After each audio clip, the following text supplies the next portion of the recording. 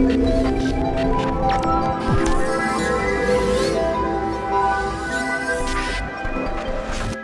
everyone. This presentation is another one on compression therapy and will be a part of the VS 2021, which is a fabulous meeting that has been going on for over a decade, run by Tony Gasparis and Nikos Lavropoulos, that teaches vascular surgeons and other healthcare professionals an in-depth knowledge about topics related to venous disease. And so without further ado, let's get on with the show. I would like to say from the beginning, however, that this is dedicated to Hugo Parsch.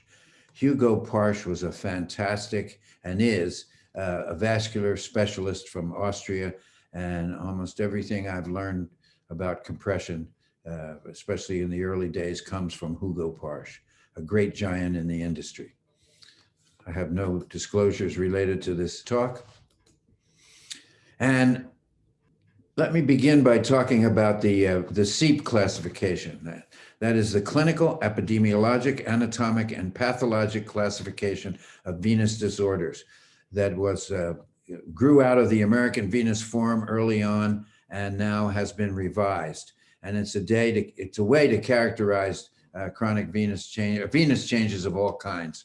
And we focus here on, there are 6 classifications, and here we're focusing on C4, which are changes in the skin and subcutaneous tissue secondary to chronic venous disease.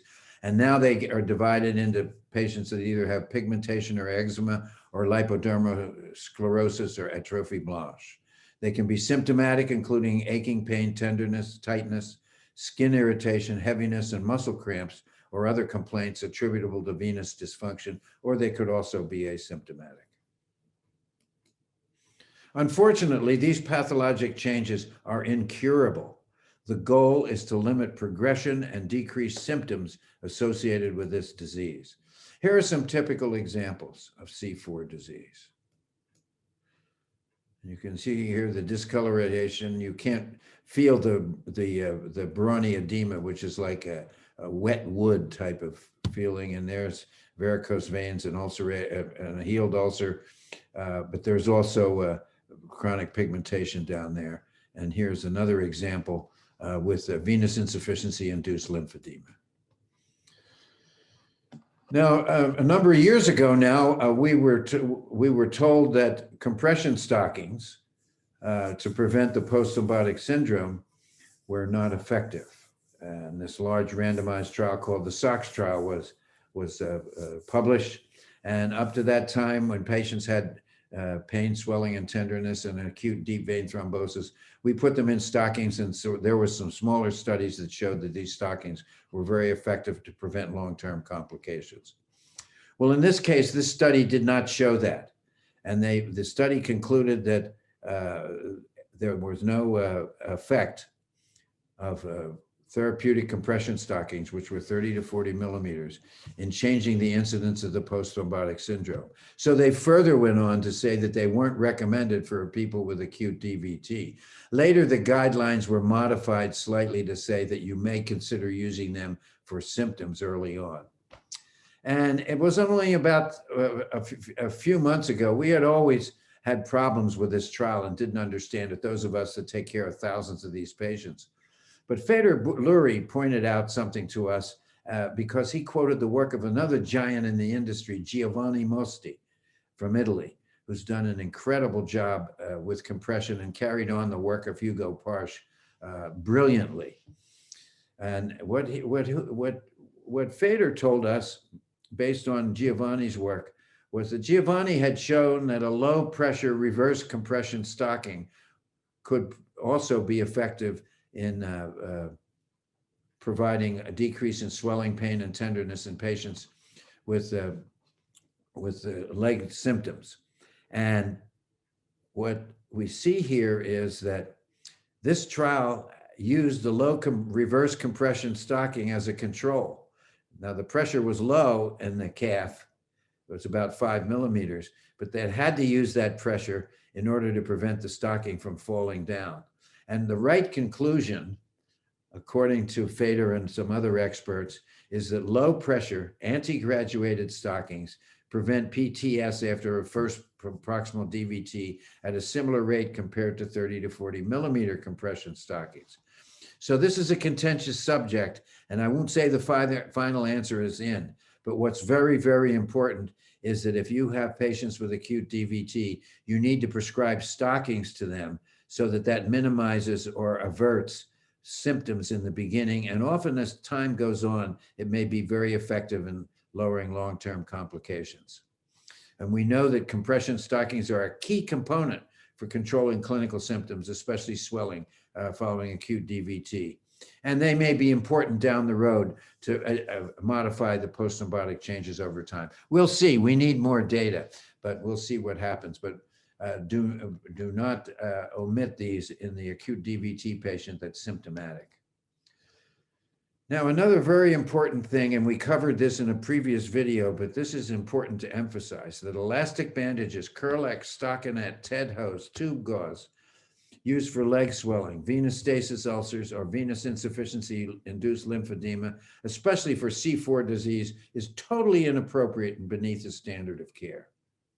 The elastic compression has a high resting pressure. It's uncomfortable over time, and as the patient walks, the bandage gives way, so the pressure under the interface pressure doesn't go up. And the difference between the lying and the standing pressure underneath the stocking skin interface should be greater than 10. If it's less than 10, it's an inadequate form of compression. And you can see in a patient with this ACE bandage or with graduated compression stocking, the same thing. As the patient lies down, gets up, walks, exercises, and recovers, there's practically no change. And there's no standing stiffness index of 0 to 1.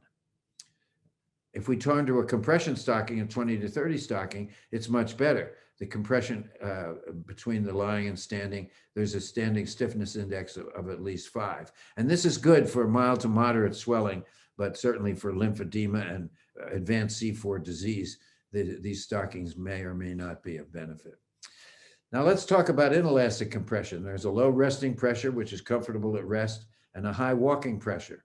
And as a result of that, edema decreases, and the standing stiffness index is 10 or above in good short stretch compression bandages. Now, and these can take various forms. They can be an Uniboot, which is a paste boot, can be short stretch bandages or Velcro devices. Also, you can also have several layers of elastic bandages when put one over another become inelastic. Here's a typical bandage system we use in our clinic.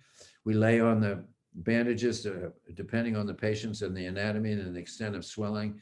They're very comfortable. Co-band layer stabilizes the wrap. And I can tell you in our clinic, we were not able to see patients more than once a week, so that we were always worried that would these patients tolerate that. These patients tolerated this beautifully over a week, because we did have an emergency line. If they had any problems, they were to call us immediately and take the bandage off immediately to prevent any injury to their leg. That almost never happened. And look at what happens when you put that bandage system on that we use. See the perfusion pressure here of 50, but look what happens. It goes up at almost over 90 when the patient walks and exercises. There's a dramatic increase with a high static stiffness index. Now, you might say, oh my goodness, getting all the way up to almost 100, that's going to be dangerous in patients with arterial insufficiency. No, not necessarily.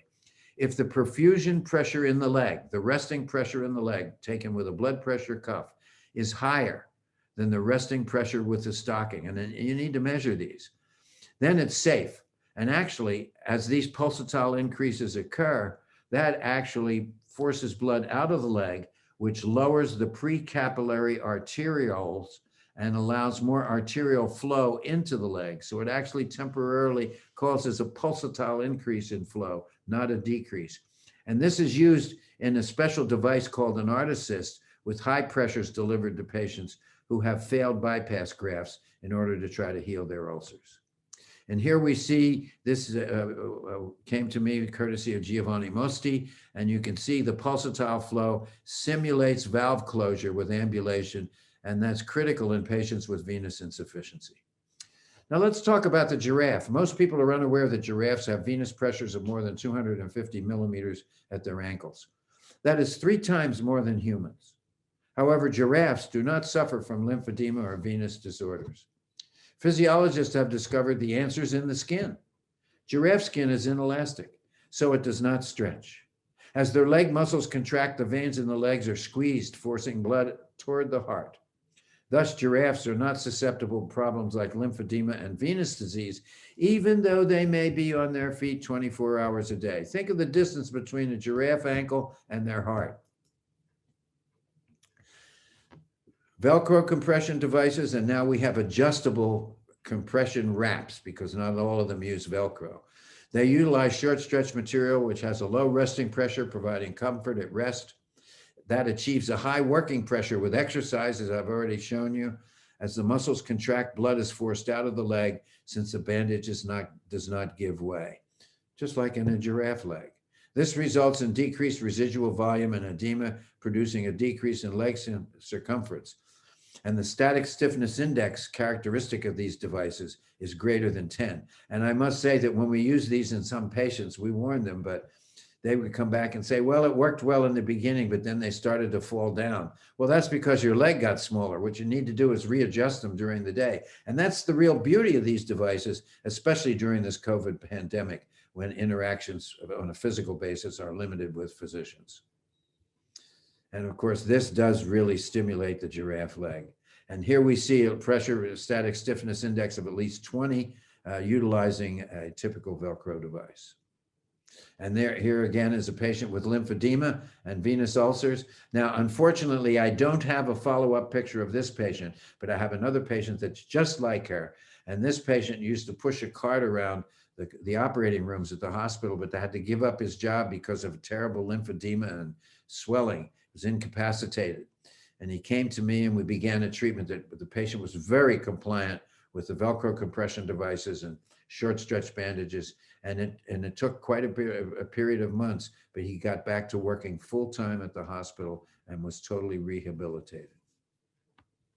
So in conclusion, understand the characteristics of elastic and non-elastic compression modalities and why ACE bandages should be avoided in C4 disease. Therapeutic compression stockings should be used to treat leg swelling, pain, and tenderness following acute DVT, including graduated or reverse compression. Long-term use may modify or prevent the post-thrombotic changes. We need more data, but until we get more data, I recommend using them. We have done it in thousands of our patients in our clinic.